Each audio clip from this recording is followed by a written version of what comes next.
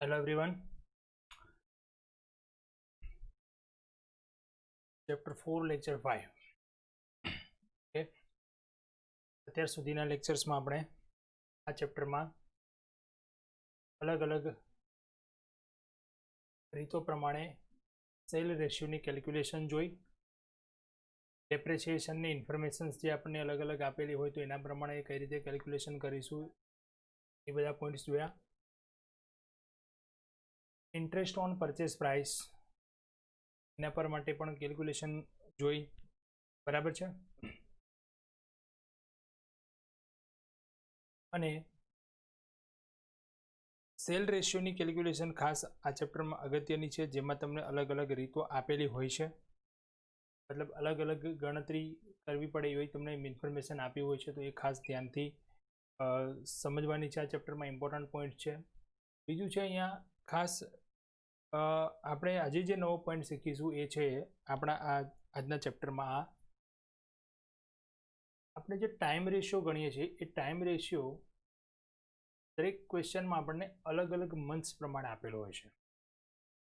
એટલે કે આપણી જે ઇન્કોર્પોરેશન ડેટ છે એના પહેલાંનો ટાઈમ અને પછીનો ટાઈમ જે પણ મંથ છે એ મંથ પ્રમાણે આપણે એને ટાઈમ રેશિયો ફાઇન્ડ કરીએ છીએ.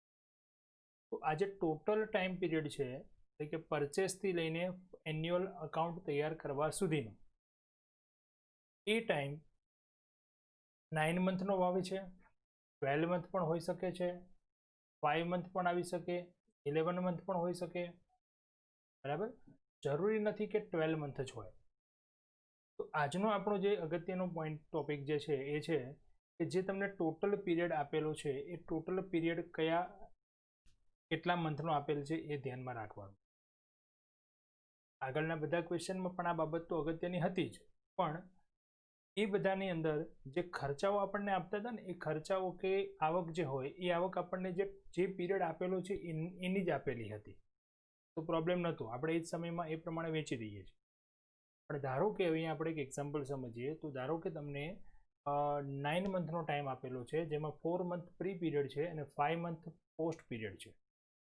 અને પછી સમજો કે કોઈ એક્સપેન્સ તમને જે આપેલો છે અને એક્સપેન્સમાં બ્રેકેટમાં કહ્યું છે કે એન્યુઅલ યરલી વાર્ષિક ખર્ચ છે. તો એ ખર્ચ જે છે એ ટોટલ 12 મંથનો ખર્ચ છે અને આપણો જે પીરિયડ છે એ પીરિયડ 9 મંથનો છે. તો આપણે શું કરવું પડે, એ ખર્ચને પહેલાં આપણે શું કરવું પડશે, 9 મંથમાં કન્વર્ટ કરવો પડે અને પછી એને આપણે ડિવાઈડ કરી શકીએ. ટોટલ એ એક્સપેન્સને આપણે ડિવાઈડ કરી શકીએ નહીં પ્રી એન્ડ પોસ્ટ પીરિયડ. ઠીક છે. તો આ ટાઈપના પોઈન્ટ્સ આપણે આજના ક્વેશ્ચનમાં જોઈશું. બીજું ટાઈમ રેશિયો જે છે એ ટાઈમ રેશિયો માટે આપણને 3 ડેટ આપેલી હોય છે: પરચેસ ડેટ, ઇન્કોર્પોરેશન ડેટ અને એન્યુઅલ અકાઉન્ટની ડેટ. આમાંથી એક પણ ડેટ જો તમને ન આપી હોય તો આપણે પ્રી પીરિયડ પોસ્ટ પીરિયડ માટેનો ટાઈમ રેશિયો ફાઇન્ડ જ ના કરી શકીએ. ટાઈમ રેશિયો જો આપણને ટાઈમ જ ખબર નથી કે પ્રી પીરિયડ કેટલો અને પોસ્ટ પીરિયડ કેટલો, તો સ્ટેટમેન્ટ બનાવવું શક્ય જ નથી થતું, બરાબર છે. કારણ કે ટાઈમ હશે તો જ ખબર પડશે કે આ પ્રી પીરિયડમાં જશે, આ પોસ્ટ પીરિયડમાં જશે, અને પછી એના આધારે આપણે આખી કેલ્ક્યુલેશન કરીએ છીએ સ્ટેટમેન્ટ. તો ટાઈમ રેશિયોમાં પણ તમને કોઈ ડેટ ન આપી હોય, કોઈ એક ડેટ મિસિંગ હોય, તો એના પરથી આપણે ટાઈમ રેશિયો કઈ રીતે ફાઇન્ડ કરશું એ પણ આજના આપણે લેક્ચરમાં જોઈશું. ઠીક છે, ચલો સ્ટાર્ટ કરીએ. ક્વેશ્ચન નંબર છે 11.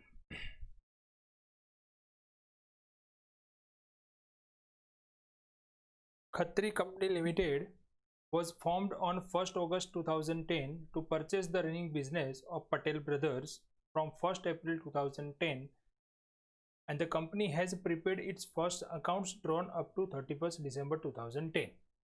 Khatri Company Limited formed on 1st August 2010 એટલે ઇન્કોર્પોરેશન ડેટ થઈ 1st August 2010 and purchase કરે છે business on from 1st April 2010 and annual accounts તૈયાર કરે છે 31st December. ડેટ આપેલી છે એપ્રિલથી ડિસેમ્બરનો ટાઈમ આપેલો છે અહીંયા. 1st એપ્રિલ પરચેસ કરે છે, 31st ડિસેમ્બરે વાર્ષિક હિસાબો તૈયાર કરે છે અને 1 ઓગસ્ટે કંપનીની સ્થાપના કરવામાં આવે છે. એના પછીની ડિટેલ્સ છે. ગ્રોસ પ્રોફિટ આપે છે 7,20,000. તો અહીંયા જો પેલા ટાઈમ જે આપેલો છે ટાઈમ આપણે ચેક કરીએ તો એપ્રિલથી ડિસેમ્બર એટલે 12 મંથ નથી પેલા તો એપ્રિલથી ડિસેમ્બર એટલે કેટલા મંથ થશે એપ્રિલ ટુ ડિસેમ્બર એપ્રિલ એટલે કે 9 મંથનો પીરિયડ છે અહીંયા બરાબર છે તો અહીંયા જે ખર્ચ તમને આપેલા હશે એ ખર્ચમાં ધ્યાન રાખજો ખાસ જો કોઈ ખર્ચ આપણને એન્યુઅલ આપેલો હશે તો આપણે એની એ પ્રમાણે 9 મંથમાં કન્વર્ટ કરી અને પછી આપણે એને કેલ્ક્યુલેશનમાં એટલે કે ડિવાઈડ કરવો પડશે જો ટાઈમ રેશિયો ટાઈમ પ્રમાણે હશે અથવા તો સેલ રેશિયો પ્રમાણે જે પણ રેશિયો હશે એ પ્રમાણે બરાબર છે પણ પહેલાં એક ખર્ચને આપણે એન્યુઅલ રીતે સીધું જ ડિવાઈડ કરીશું નહીં આ બાબત ખાસ ધ્યાનમાં રાખવાની છે અહીંયા ઓકે નેક્સ્ટ જોઈએ આગળ શેર ટ્રાન્સફર ફીસ આપેલી છે ડિરેક્ટર ફીસ જો ડિરેક્ટર ફીસમાં જો અહીંયા પર એનમ કીધું છે પર એનમ મતલબ વાર્ષિક ખર્ચ અહીંયા આપણને આપેલો છે ડિરેક્ટર ફીસ ઓકે તો એને કઈ રીતે અસર આપીએ છીએ એ અહીંયા ધ્યાનથી જોવાનું છે આ ક્વેશ્ચનમાં પ્રિલિમિનરી એક્સપેન્સ છે જનરલ એક્સપેન્સ છે અને ઇન્સ્યોરન્સ એ સિવાય આગળ જોઈએ બીજા પેજ પર છે લોસ ઓન સેલ ઓફ ફર્નિચરના વેચાણનું નુકસાન છે અને જે સેલ કર્યું છે ઓન 1 જુલાઈ 2010 ડેટ પણ આપેલી છે ક્યારે સેલ કર્યું 1% commission on cell but amount આપી નથી આપણે ફાઇન્ડ કરવાની છે ડિસ્ટ્રીબ્યુશન એક્સપેન્સમાં કયું છે 2/3 ફિક્સ્ડ છે તો 1/3 એ થઈ જશે વેરિયેબલ 12% ડેપ્રિસિએશન આપ્યું છે 23,000 ટોટલ અને પછી સૂચના આપી છે 12% depreciation on new machineries purchased by the company on 1st August 2010 worth rupees 1 lakh in included in the above total depreciation 23,000 એક મશીન પરચેસ કર્યું છે 1st ઓગસ્ટે 1 લાખ રૂપીસનું જેના પર 12% ડેપ્રિસિએશન કાઉન્ટ થાય છે અને એનો પણ ડેપ્રિસિએશન આ 23,000માં ઇન્ક્લુડ છે બરાબર આ ટાઈપના પોઈન્ટ્સ આપણે આગળના ક્વેશ્ચનમાં પણ આવી ગયા છે રેન્ટ આપી છે ઇન્ફોર્મેશન રેન્ટમાં અપ ટુ 30 સપ્ટેમ્બર 10 વોઝ 36,000 પર એનમ સપ્ટેમ્બર સુધી 36,000 રૂપિયા વાર્ષિક આપણને અગાઉ પણ રેન્ટની આવી ઇન્ફોર્મેશન આપી હતી પણ ત્યાં રેન્ટ મંથલી હતું અહીંયા વાર્ષિક આપ્યું છે તો એને પણ કઈ રીતે અસર આપીએ છીએ એ જોવાનું છે thereafter it was increased to 72,000 પર એનમ અને પછી 72,000 વાર્ષિક થઈ ગયું પહેલા વાર્ષિક હતું 36 અને પછી થઈ ગયું 72 વાર્ષિક છે એને આપણે મંથમાં કન્વર્ટ કરવું પડશે બરાબર salary to the manager who upon incorporation was made a director was 24,000 પર એનમ તો મેનેજર હતો એ મેનેજરની સેલરી વાર્ષિક 24,000 હતી પણ કંપની બન્યા પછી એને ડિરેક્ટર બનાવી દેવામાં આવ્યો છે બરાબર એટલે કંપની સ્થાપના થઈ ત્યાં સુધી એ મેનેજર છે પછી શું બની જાય છે director okay since incorporation included in director fees above અને ઇન્કોર્પોરેશન થઈ ગયા પછી જે એની સેલેરી છે એ ઇન્ક્લુડ કરી દીધી છે ડિરેક્ટર ફીઝમાં બરાબર and the total sale 18,60,000 total cell છે 18,60,000 અને જેની સૂચના આપી છે મંથલી એવરેજ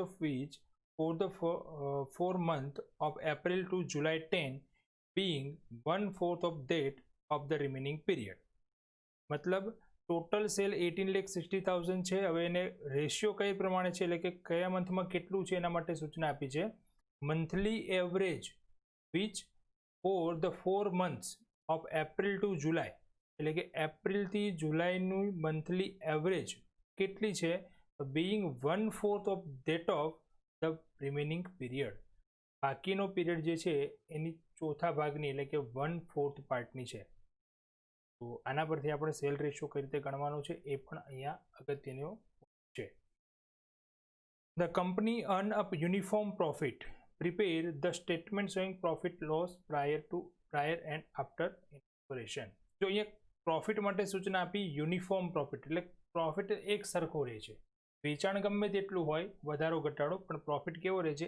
એક સરખો બરાબર છે અને આપણે સ્ટેટમેન્ટ તૈયાર કરવાનું છે આવી ઇન્ફોર્મેશન આપી છે ઓકે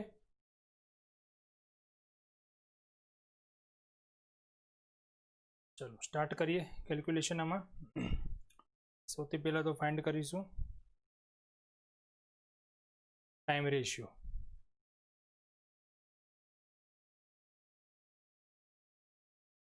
ટાઈમ રેશિયો માટે આપણને 3 ડેટ આપેલી છે 1418 31st 12.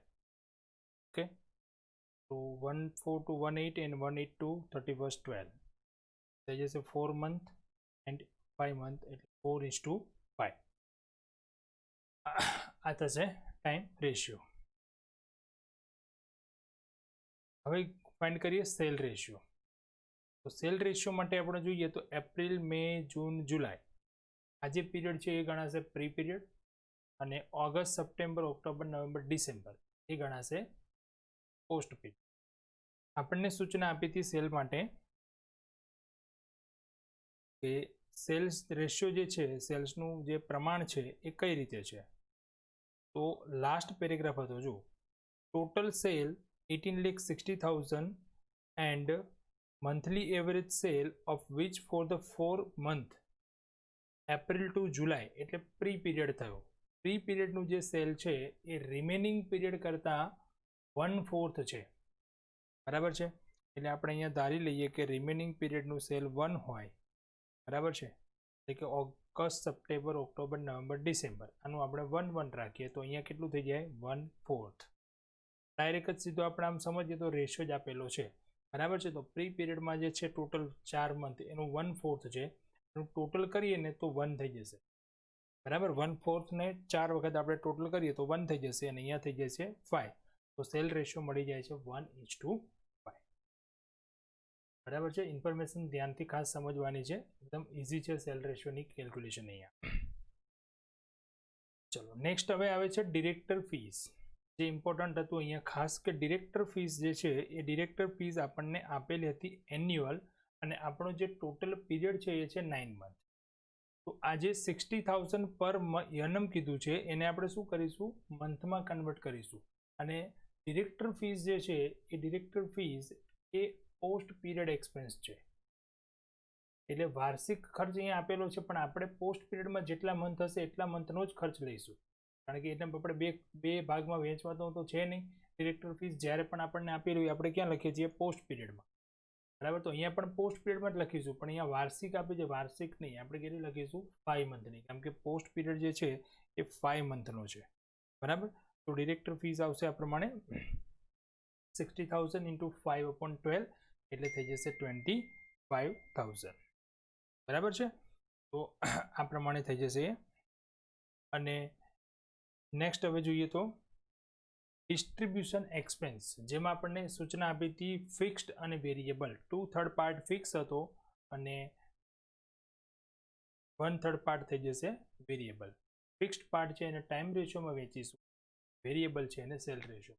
ફિક્સ વેરિયેબલ જ્યારે આપણને કહ્યું હોય તો પછી આપણે ભૂલી જવાનું કે ખર્ચ કોના આધારિત છે, ટાઈમ પર આધારિત છે કે સેલ પર આધારિત. ત્યાં આપણે ફિક્સને શું કરવાનું ટાઈમ રેશિયોમાં, વેરિયેબલને શું કરવાનું છે cell ratio. Okay, next point હતો ડેપ્રિસિએશન. જેટલી તમને ઇન્ફોર્મેશન આપી છે બધાની પહેલાં કેલ્ક્યુલેશન કરવી પડશે, ત્યાર પછી સ્ટેટમેન્ટ તૈયાર થશે, બરાબર. ડેપ્રિસિએશન, તો ડેપ્રિસિએશનની ઇન્ફોર્મેશન ફરી એકવાર જોઈ લઈએ શું આપી હતી. ડેપ્રિસિએશન ટોટલ આપ્યો છે 23,000, અને એમાં એક મશીનરી જે છે 1 લાખ રૂપિયાની જે પરચેસ કરી છે 1 ઓગસ્ટ. 1 ઓગસ્ટ એટલે કયો પીરિયડ છે, 1 ઓગસ્ટ એ ઇન્કોર્પોરેશન ડેટ છે, બરાબર. એટલે કે ઇન્કોર્પોરેશન ડેટના દિવસે જ એક મશીન ખરીદ્યું, એટલે ઇન્કોર્પોરેશન ડેટ છે તો પછી એ કયા પીરિયડમાં ગણાય, પોસ્ટ પીરિયડ.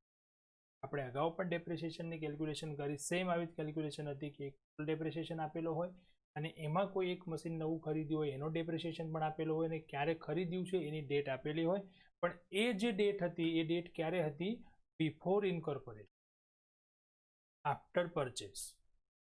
તો આપણે શું કરતા હતા ત્યાં, એ જે મશીન છે નવું ખરીદ્યું હતું એનો ડેપ્રિસિએશન ટોટલમાંથી બાદ કરી દઈએ, અને એનો જે ડેપ્રિસિએશન છે એના માટે અલગ ટાઈમ રેશિયો ગણીએ, અને બાકીનું જે ડેપ્રિસિએશન વધે એને આપણે ટાઈમ રેશિયોમાં ડિવાઈડ કરીએ. તો અહીંયા આપણે ચેક કરીએ તો આપણને જે ડેટ આપી હતી ને, ફર્સ્ટ ડેટ જોઈએ 1 ઓગસ્ટ એની ઇન્કોર્પોરેશન ડેટ છે, અને મશીન પણ ક્યારે પરચેસ કર્યું છે 1 ઓગસ્ટે, એટલે જે નવું મશીન પરચેસ કરીએ છીએ એ આપણે પોસ્ટ ઇન્કોર્પોરેશનમાં આવશે નો ડેપ્રિસિએશન. તો ગણતરી કંઈક આવી થશે. અહીંયા પહેલાં લખીશું ટોટલ ડેપ્રિસિએશન 23,000, એમાંથી માઇનસ કરી દઈશું ન્યૂ મશીનરીનો ડેપ્રિસિએશન, જે ન્યૂ મશીનરી હતી 1 લાખ રૂપિયાની, જેના પર 12% ડેપ્રિસિએશન ગણવાનું છે.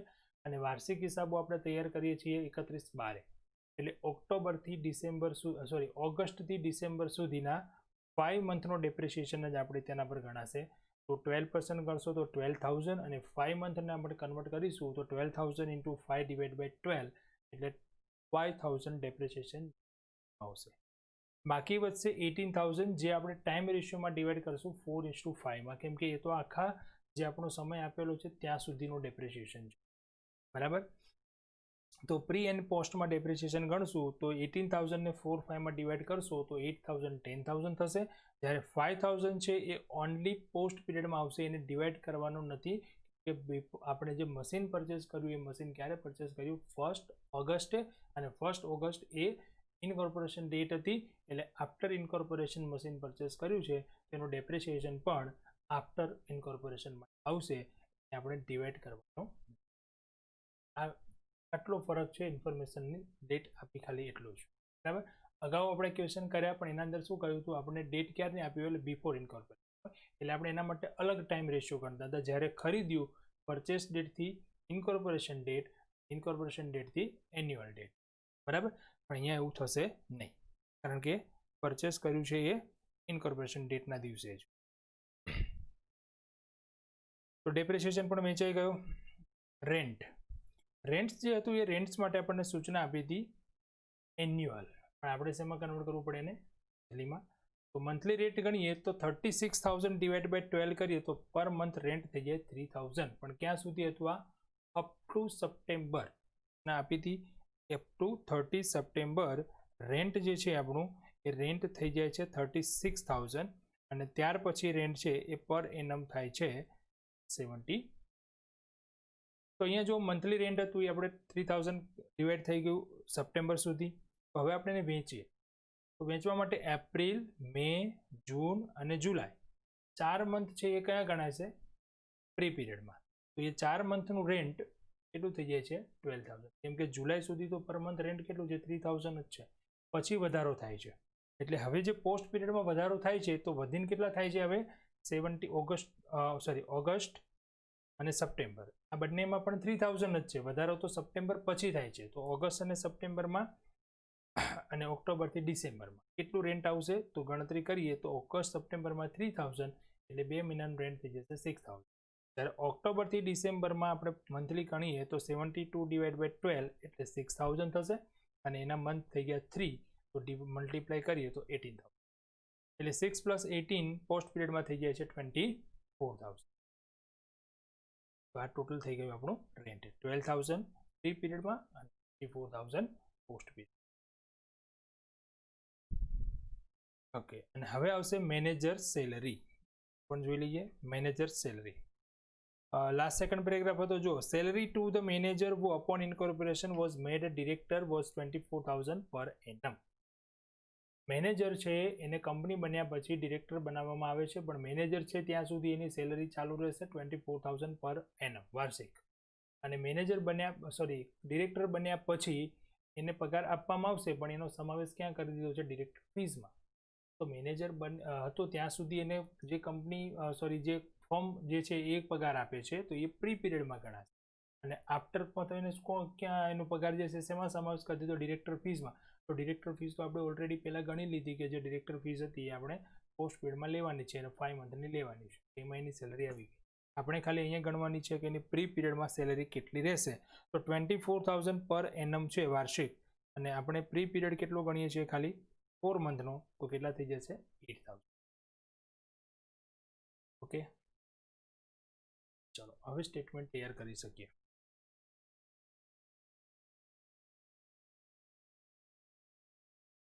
Statement showing apportionment of profit between pre and post incorporation period. First શું લખીશું, ગ્રોસ પ્રોફિટ. ગ્રોસ પ્રોફિટ આપણે અહીંયા ડિવાઈડ કરશું સેલ રેશિયોમાં, કારણ કે સૂચના હતી કે યુનિફોર્મ પ્રોફિટ એક સરખો જ પ્રોફિટ રહે છે, તો એનો પછી આપણે સેલ રેશિયોમાં સેલ પ્રમાણે ડિવાઈડ કરી દઈએ.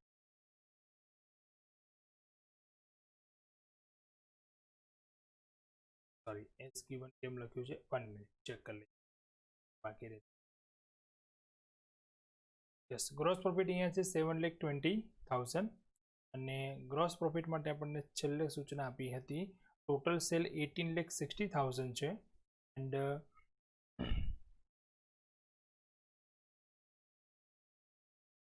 પ્રોફિટ જે છે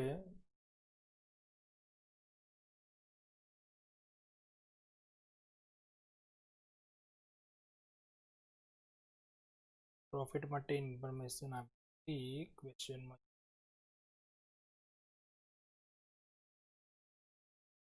total sale the company earn uniform profit last લાઇનમાં હતું. જો company earn a uniform profit, prepare the statement showing profit or loss prior to incorporation. ને આપણો સેલ રેશિયો કેટલો આવે છે એ જોઈ લઈએ. સેલ રેશિયો આપણે અગાઉ કેલ્ક્યુલેટ કર્યો હતો ને. સેલ રેશિયો આવે છે 1:5. યસ 1:5. અહીંયા આપણે જે 720 ને 1:5 માં ડિવાઈડ કરશું તો 6. અચ્છા 126 લે. ઓકે, અહીંયા લખવાની એક મિસ્ટેક છે, એઝ ગિવન નહીં આવે, સેલ રેશિયો. બરાબર. નેક્સ્ટ હવે એના પછી ખર્ચમાં પહેલાં તો આવકમાં કોઈ પણ આવક હોય તો જોઈ લઈશું. આવકમાં હતી શેર ટ્રાન્સફર ફીસ. તો શેર ટ્રાન્સફર ફીસ એક જ ઇન્કમ છે, બાકી બધા એક્સપેન્સ છે. શેર ટ્રાન્સફર ફી પોસ્ટ પીરિયડમાં આવશે તો પોસ્ટ પીરિયડમાં લખી દઈએ. ડિરેક્ટર ફીસ આપણે કેલ્ક્યુલેટ કરી અને ડિરેક્ટર ફીસ એઝ ગિવન નહીં, ડિરેક્ટર ફીસ તો લખવાની, પોસ્ટ જ લખવાની. એઝ ગિવન ક્યારે લખાય? જે ખર્ચમાં આપણે અલગથી રેશિયો કે અલગથી પ્રમાણ શોધ્યું હોય તો. અહીંયા તો આપણને ડિરેક્ટર ફીસ તો હંમેશા પોસ્ટમાં જ આવે છે, પણ ડિરેક્ટર ફીસને આપણે કન્વર્ટ કરી ટોટલ જે એન્યુઅલ હતી એમાંથી આપણે ફક્ત લેવાની છે 5 મંથલી. એટલે આપણે અહીંયા 25,000 લખશું અને બેઝિસમાં લખીશું પોસ્ટ. પ્રિલિમિનરી એક્સપેન્સ પણ પોસ્ટમાં આવશે. એક્સપેન્સ છે જનરલ એક્સપેન્સ ટાઈમ રેશિયોમાં ડિવાઈડ કરી દઈશું 4:5 માં, એટલે 1620. અને ઇન્સ્યોરન્સ પ્રીમિયમ ટાઈમ રેશિયોમાં ડિવાઈડ થશે. Loss on cell of furniture. અચ્છા, હવે જો loss of cell of furniture એમાં પણ આપણને સૂચના આપી હતી, પણ આપણે કોઈ કેલ્ક્યુલેશન કરી નહીં. શા માટે? તો જો અહીંયા loss on cell of furniture અને સેલ ડેટ કઈ આપી? 1 જુલાઈ. 1 જુલાઈ કઈ ડેટ હતી? મતલબ કયા પીરિયડમાં આવે છે? તો 1 ઓગસ્ટ એ આપણી ઇનકોર્પોરેશન ડેટ છે અને 1 જુલાઈ એ બિફોર ઇનકોર્પોરેશન આવે છે. એટલે કે ઇનકોર્પોરેશન પહેલાં જ આપણે એક ફર્નિચર વેચી દીધું અને એ ફર્નિચરનું નુકસાન થયું તો પછી એ કંપનીમાં આવશે જ નહીં. કંપનીની સ્થાપના થઈ એ પહેલાં જ ફર્નિચર વેચ્યું અને એમાં નુકસાન થયું તો એ નુકસાન કોનું ગણાય? પ્રી પીરિયડનું ગણાય. તો પછી આપણે એના માટે કોઈ ગણતરી કરવાની જરૂર જ નથી. આપણને ડેટ જે આપી છે, ડેટ એક જ પીરિયડમાં આવે છે. કયા પીરિયડમાં આવે છે? પ્રી પીરિયડ, એટલે કે બિફોર ઇનકોર્પોરેશન. બિઝનેસ પરચેસ કર્યો ત્યારથી લઈ અને ઇનકોર્પોરેશન ડેટ એ એક પીરિયડ અલગ છે. આ એક જ પીરિયડની અંદર કોઈ ખર્ચ થયો હોય, કોઈ સેલ કર્યું હોય, કોઈ લોસ થયો હોય, કંઈ પણ થયું હોય તો પછી એના માટે ગણતરી કરવાની જરૂર જ નથી. એ સીધું જ ક્યાં આવશે? Pre period. પણ પરચેસ ડેટથી લઈને ઇનકોર્પોરેશન ડેટ અને ઇનકોર્પોરેશન પછી એન્યુઅલ ડેટ, એટલે કે પરચેસથી ઇનકોર્પોરેશન પછીના પીરિયડમાં કંઈ થયું હોય તો પછી ત્યાં તમારે બે ભાગમાં, એટલે કે વાર્ષિક હિસાબો બનાવો એ પહેલાં અને ઇનકોર્પોરેશન પછી. કોઈ મશીન સેલ કર્યું હોય, કોઈ મશીન પરચેસ કર્યું હોય, કોઈ ઇન્વેસ્ટમેન્ટ સેલ કર્યા હોય વગેરે, તો પછી આપણે એનો ટાઈમ રેશિયો અલગ. પણ અહીંયા તો એક જ પીરિયડમાં છે, આપણે તો કોઈ અલગથી કેલ્ક્યુલેશન કરવાની જરૂર. બરાબર છે. આગળ જઈએ. Loss on cell of furniture પછી ડિસ્ટ્રીબ્યુશન એક્સપેન્સ એઝ ગિવન આપણે કેલ્ક્યુલેશન કરી લીધી એની અલગથી ફિક્સ્ડ અને વેરિયેબલની. બરાબર છે. 36,000 ફિક્સ્ડ હતો જે ટાઈમ રેશિયોમાં ડિવાઈડ થશે.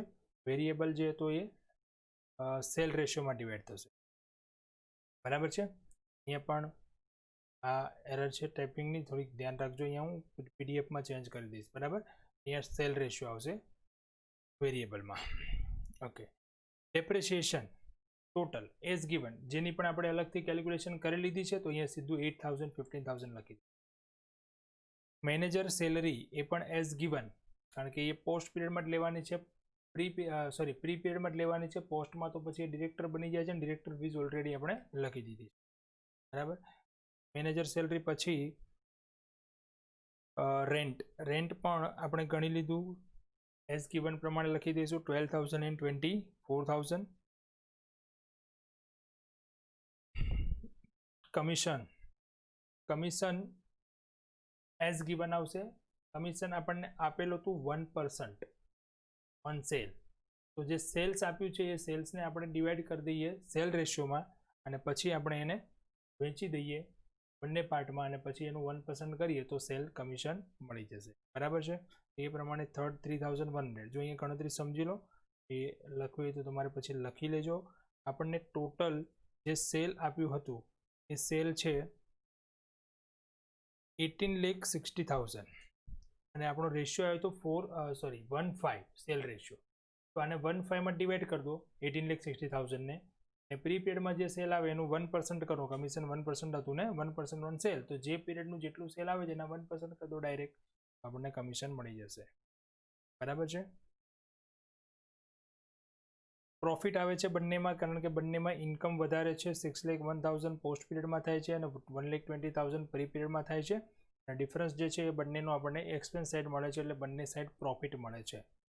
બરાબર છે. અહીંયા પણ તમારો આન્સર બુક સાથે મેચ થતો નથી આ ક્વેશ્ચનમાં, બટ કોઈ ટેન્શન નથી લેવાનું. આજે આપણે કેલ્ક્યુલેશન કરી એ પ્રમાણે આપણો આન્સર એ રાઈટ છે. ઓકે, બુક સાથે મેચ ના થાય એવું જરૂરી નથી. બરાબર. કોઈ રેશિયોમાં કે કોઈ રકમમાં કે પ્રિન્ટિંગમાં મિસ્ટેક હોય એના કારણે એરર આવી શકે. તો કોઈ એમાં પછી આપણે વધારે આન્સર પર ફોકસ નથી કરવાનું, કેલ્ક્યુલેશન પર ધ્યાન રાખવાનું. Sum number 13.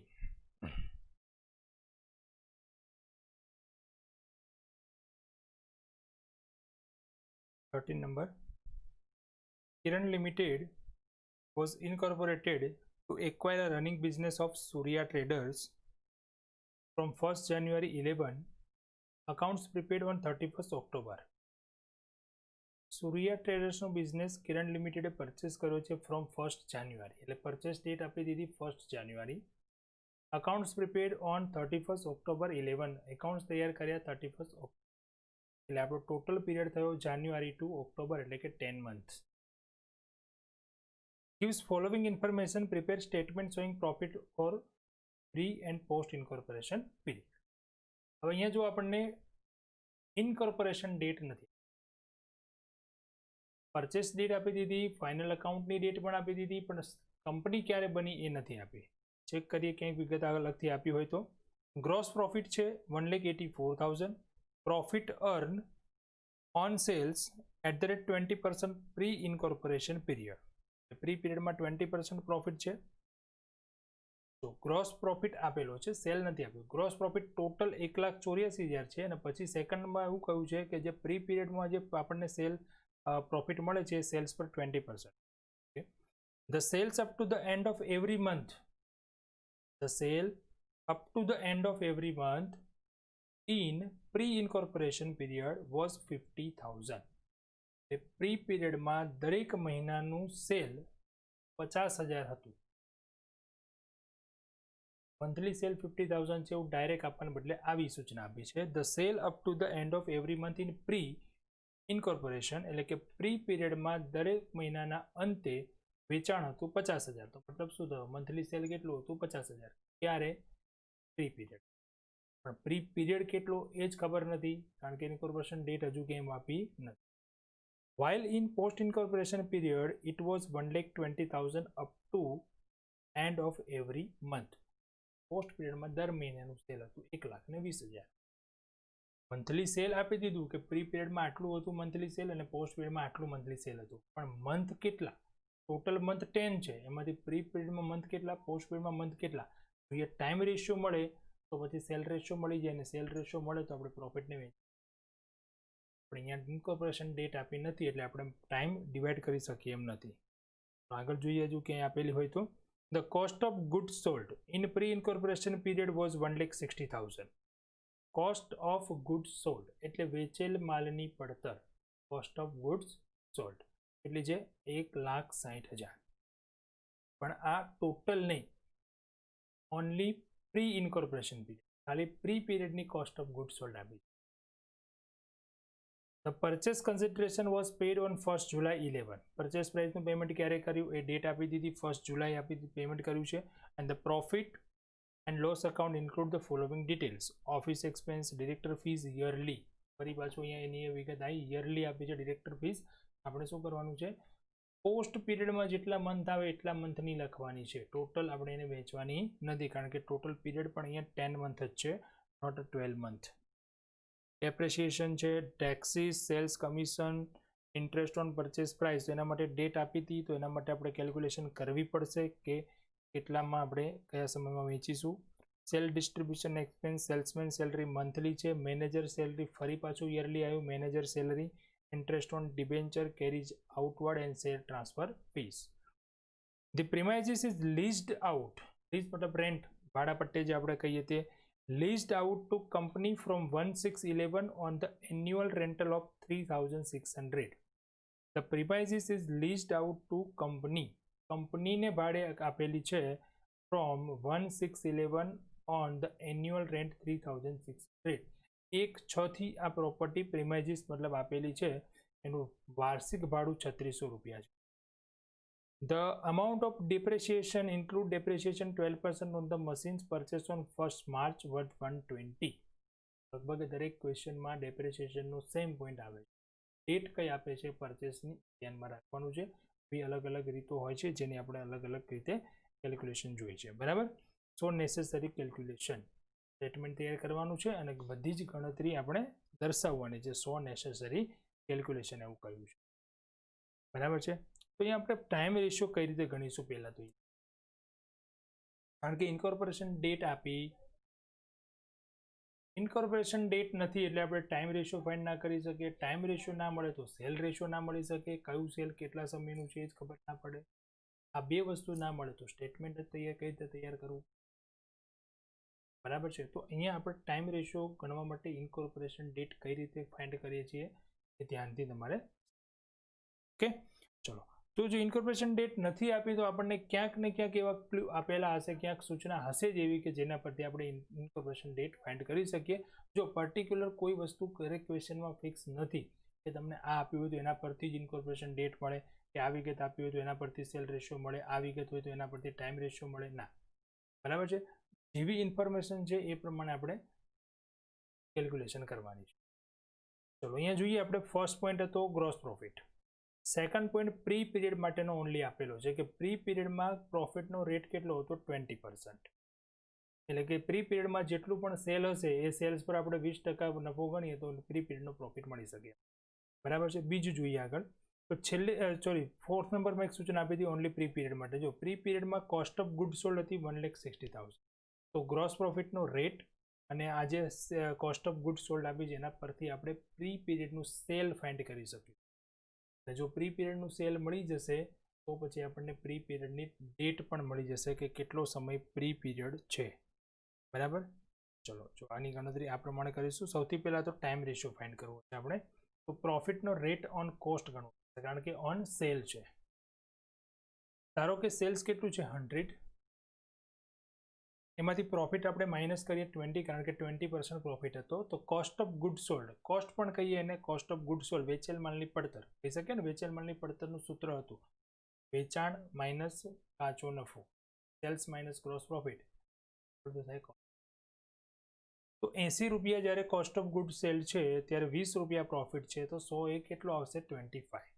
તો આપણી પાસે કોસ્ટ ઓફ ગુડ સોલ્ડ છે અહીંયા પ્રી પીરિયડની 1,60,000, એના 25% કરીએ તો પ્રોફિટ મળે 40,000, અને 40,000 પ્લસ કરીએ તો સેલ મળે 2 લાખ. સેલ મળ્યું આપણને પ્રી પીરિયડ. અને હવે આપણને સૂચના આપી હતી જો કે પ્રી પીરિયડમાં સેલ્સ કઈ રીતે થાય છે, તો સૂચના હતી પોઈન્ટ નંબર 3માં કે એવરી મંથ 50,000, દર મહિને 50,000, અને કુલ સેલ કેટલું મળ્યું આપણને 2 લાખ. તો 2 લાખ ભાગ્યે આપણે 50,000 કરીએ તો પ્રી પીરિયડના મંથ કેટલા થઈ જાય, 4 મંથ થઈ જશે, બરાબર. 1 જાન્યુઆરીએ બિઝનેસ પરચેસ કર્યો અને પ્રી પીરિયડના 4 મંથ છે, તો જાન્યુઆરી, ફેબ્રુઆરી, માર્ચ અને એપ્રિલ આ થઈ જશે પ્રી. તો ઇનકોર્પોરેશન ડેટ થઈ ગઈ 1/5/11, બરાબર. તો હવે ટાઈમ રેશિયો મળી જાય, પરચેસ ડેટ, ઇનકોર્પોરેશન ડેટ, ડેટ 1/1/15/12. તો 4 મંથ પહેલા આવશે અને બાકીના 6 મંથ થઈ જશે, ટોટલ 10 મંથ હતા. ઇનકોર્પોરેશન ડેટ લખો અથવા તો પીરિયડ આપણને ખબર છે 10 મંથનો છે અને 4 મંથ પ્રી પીરિયડ છે, તો નેક્સ્ટ 6 મંથ શું થઈ જાય પોસ્ટ પીરિયડ 2:, આ પ્રમાણે અહીંયા આપણને ટાઈમ રેશિયો મળશે. ચલો હવે ગણી લઈએ સેલ રેશિયો. તો સેલ રેશિયો માટે પ્રી પીરિયડનું સેલ કેટલું, પોસ્ટ પીરિયડનું સેલ કેટલું. તો પ્રી પીરિયડનું સેલ 2 લાખ રૂપિયા મળી ગયું ને, ઉપર આપણે ફાઇન્ડ કર્યું. અને પોસ્ટ માટે સૂચના આપી હતી કે દર મહિને કેટલું વેચાણ છે, 1,20,000. અને 6 મંથ છે તો 7,20,000. 720, 518 આપણે સેલ. ચલો ઓકે. હવે interest on purchase price. Purchase પ્રાઇસની ઇન્ટરેસ્ટ માટે પરચેસની ડેટ, ઇન્કોર્પોરેશન ડેટ અને ફાઇનલ અકાઉન્ટની ડેટ, સોરી ફાઇનલ અકાઉન્ટની ડેટ ના આવે, અહીંયા પેમેન્ટ ડેટ આવે. બરાબર, correction.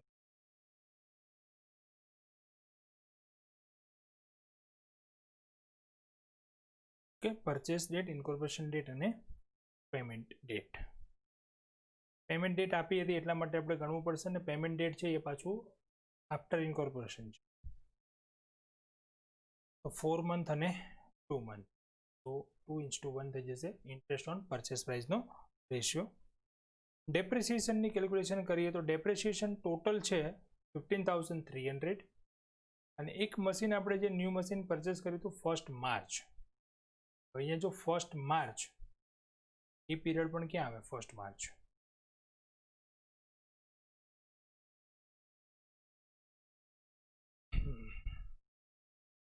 Machinery, sorry depreciation, yes, last હતો જો point number 8. The amount of depreciation include depreciation 12% on the machine purchased on 1st March worth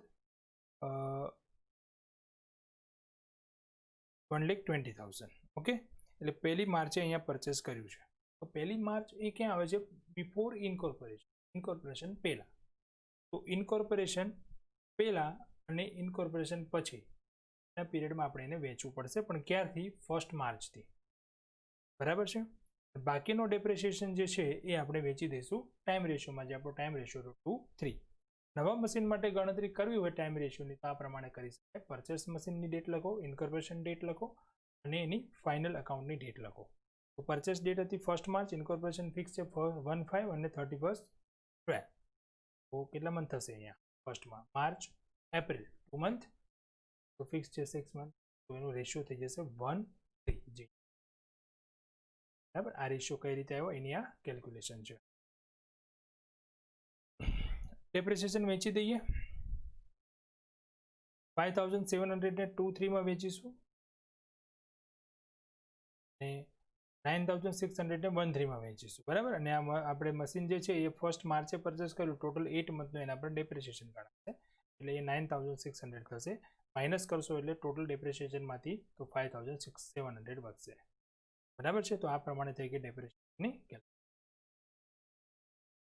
હવે સ્ટેટમેન્ટ તૈયાર કરીએ. સ્ટેટમેન્ટમાં આપણને ગ્રોસ પ્રોફિટ આપેલો છે, એ સૌથી પહેલા ગ્રોસ પ્રોફિટ ડિવાઈડ કરી દઈશું સેલ રેશિયોમાં,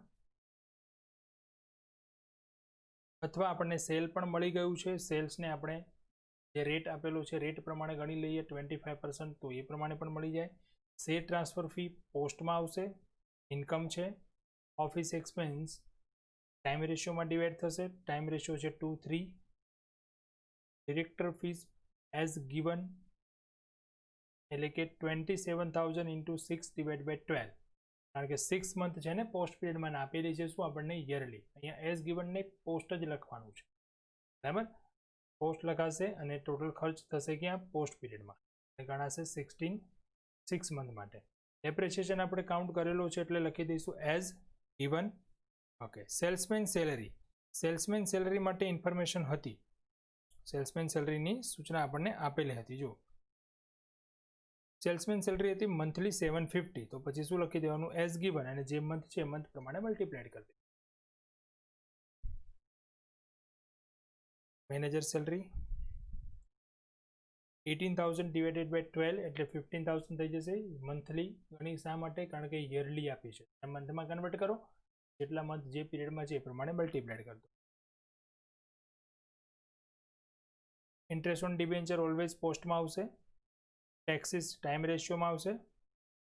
સેલ્સ કમિશન સેલ રેશિયોમાં. Interest on purchase price as given, અને એનો રેશિયો મળ્યો તો આપણને 2:1. સેલ્સ ડિસ્ટ્રીબ્યુશન એક્સપેન્સ સેલ રેશિયોમાં carriage outward sale ratio, carriage outward જાવક માલ ગાડા ભાડું સેલ રેશિયોમાં હશે, બરાબર, વેચાણને લગતો ખર્ચ છે એટલા માટે. રેન્ટ, રેન્ટ જે હતું એ પણ આપણને શું આપ્યું હતું, વાર્ષિક, અને એ રેન્ટ જે છે એ કંપનીએ રાખેલી મિલકતનું રેન્ટ છે અને કંપનીએ ક્યારથી આપણને રાખેલું છે એ પણ સૂચના આપેલી હતી. ચલો જોઈ લો અહીંયા.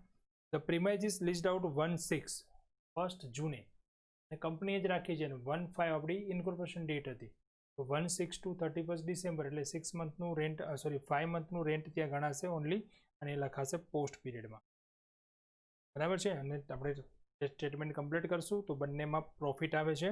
અહીંયા પણ તમારો આન્સર મિસમેચ છે, don't worry, answer is right, બરાબર. બુક સાથે આપણા મેચ કરવાનું નથી, માં વેરિયન્સીસ આવશે થોડાક આ ચેપ્ટર પૂરતા. તો 1,46,000 પોસ્ટ પીરિયડનું ટોટલ થાય છે અને પ્રોફિટ મળે છે 63,790 અને 7380 એ મળે છે આપણને પ્રી પીરિયડમાં. ઓકે,